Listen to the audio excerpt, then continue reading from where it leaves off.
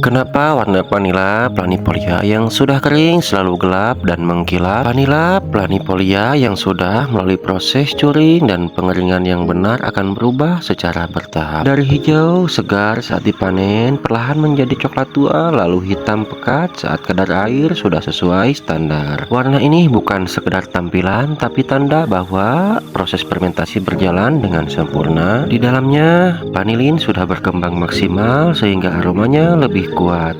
Vanila yang kering dengan baik biasanya memiliki permukaan mengkilap alami, kadang ada kristal pos atau bunga vanilin putih. Itu tandanya kualitasnya premium, bukan jamur. Jika warnanya masih coklat muda, pucat atau belang, itu berarti proses pengeringannya belum merata atau panennya terlalu muda. Jadi semakin gelap warnanya, semakin matang aromanya, itulah tanda bahwa vanila planifolia sudah siap digunakan untuk industri pangan, parfum hingga baking premium.